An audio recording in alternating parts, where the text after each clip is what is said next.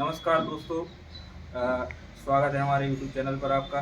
और आज हमारे साथ हैं मित्र हमारे भगवत सिंह दांगी। और ये अभी पटवारी हैं और ये 4 साल से पटवारी पद पर कार्यरत हैं। ये आपको कुछ मोटिवेशन और कुछ अपने अनुभव बताएंगे। भगवत सिंह। बिल्कुल जलज भाई, हम लगभग 4 वर्षों से निवाड़ी ज़िले में पदस्थ हैं और मेरा नाम भगवत सिंह दांगी है। हमारी शिक्षा इंदौर से हुई है। हमने ग्रेजुएशन में बीएससी किया है। 2015 के बीएससी पास आउट है होलकर साइंस कॉलेज से। और इसके बाद मैंने तैयारी की और ग्रेजुएशन की सेकेंड ईयर थर्ड ईयर से मैंने तैयारी शुरू कर दी थी और लगातार तैयारी करता रहा। एमपीपीएससी के लिए फोकस किया। फिर बाद में एमपीएसआई दिया हमने। एमपीएसआई में मेरा हो भी गया था, लेकिन ओवरऑल मेरिट में मेरा नहीं हो पाया। फिर इसके बाद क्या हुआ कि मेरा जेल पेरी में ओवरऑल सिलेक्शन हो गया। जेल पुलिस की मैंने नौकरी की 1.5 साल ग्वालियर में।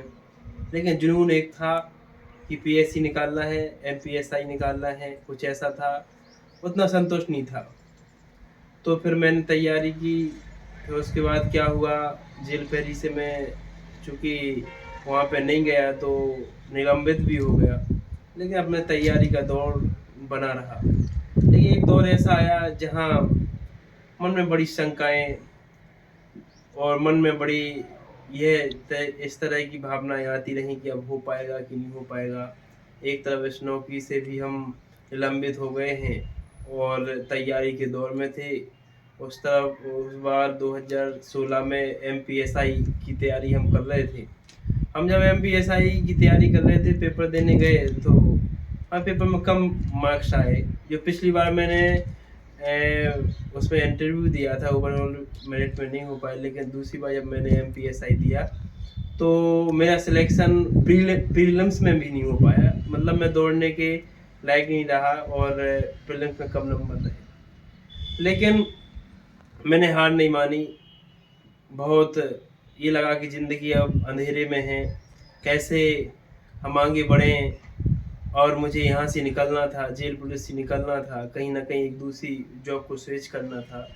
और इसी दरमियान पटवारी की वैकेंसी आई।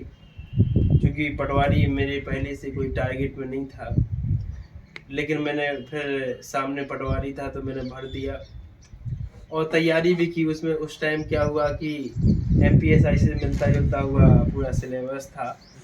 केवल कंप्यूटर और उस टाइम अपना एक सब्जेक्ट और हुआ करता था जो अभी हटा दिया है, पंचायती राज। तो पंचायती 2-3 ऐसे सब्जेक्ट थे जो अलग थे, वो सब मेरी तैयारी थी। तो मुझे एक विश्वास था कि हम कहीं ना कहीं इसको देंगे तो निकल जाएंगे। जी, आपका जो स्कोर था वो कितना स्कोर था और आपकी क्या रैंक रही थी मध्य प्रदेश में, बिल्कुल ये बताने में। बिल्कुल जलज भाई, मेरा 90 नंबर थे। ओवरऑल एमपी में 35 भी रैंक थी। और जब अविभाजित टीकमगढ़ था, निवाड़ी जिला नहीं बना था, तब मैं निवाड़ी जिला का टॉपर था। जी जी, बहुत बढ़िया आपका स्कोर था। और आप तैयारी के दौरान आपकी मनोदशा क्या थी, आप क्या सोच के तैयारी कर रहे थे, ये तो आपने काफ़ी कुछ हद तक बताया है।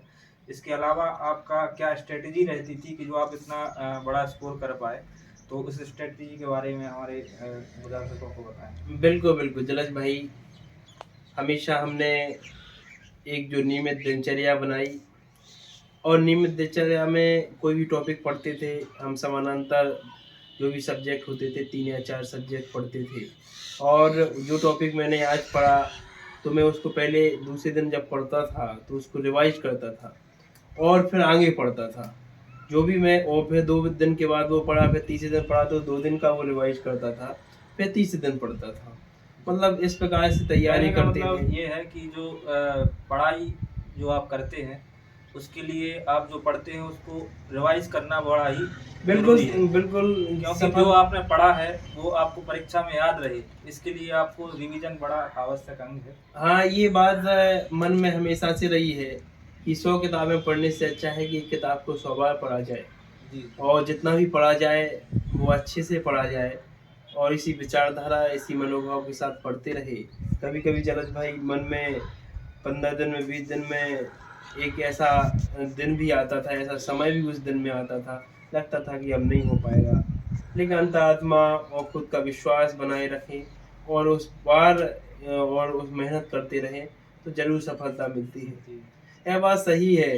हर बार चाहे कोई टॉपर हो, चाहे यूपीएससी टॉपर हो, चाहे एमपीपीएससी टॉपर हो, चाहे कोई किसी परीक्षा का टॉपर हो, उसके भी जीवन में संघर्ष होते हैं, उसे भी लगता है, एक अंधेरा आता है जीवन में, लेकिन उस अंधेरे से ही अपन को बाहर निकलना होता है। और उस समय हमें विश्वास बनाए रखना होता है, उस समय अपना मनोबल बनाए रखना होता है, तभी सफल हो पाते हैं। बिल्कुल सही कहा आपने।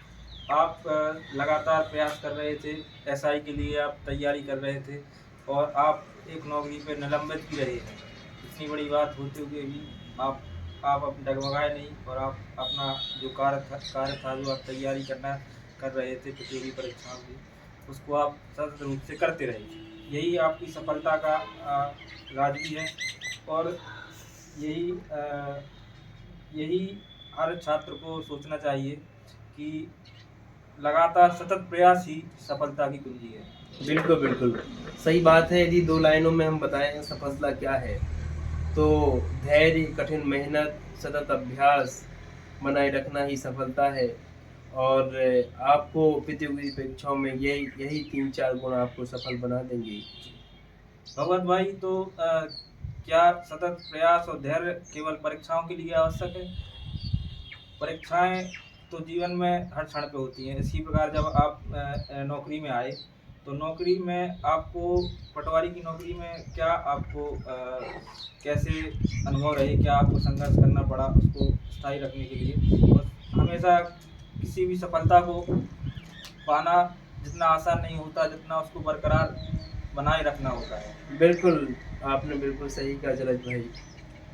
पढ़ते समय और जब हम सेवा काल के दौरान होते हैं तो बहुत अलग समय होता है, अलग अनुभव होते हैं।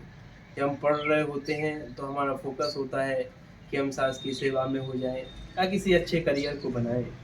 लेकिन जब हम किसी सास की सेवा में पहुंचते हैं तो अलग कठिनाइयों से, अलग संघर्षों से जूझना होता है, उनको फेस करना होता है। पढ़ाई का उतना ही महत्व है जितना कि व्यवहारिक जीवन का भी उतना ही महत्व है कि व्यवहारिक कितने आप हो, आपका व्यवहार दूसरों के लिए कैसा है। जो हमें बचपन में सिखाया जाता था, स्कूलों में संस्कार सिखाए जाते हैं, वो कहीं ना कहीं आपके सेवा काल के दौरान भी उपयोग होते हैं। उनका हमने उपयोग किया। लोगों के साथ कैसे समन्वय और सामंजस्य बनाए जाए, उनको शासन की लोक कल्याणकारी योजनाओं का क्रियान्वयन सही ढंग से कैसे हो पाए, इन सारी बातों को एक हमने संयोजन करके और शासकीय सेवा में आज 4 वर्ष पूरे हुए हैं।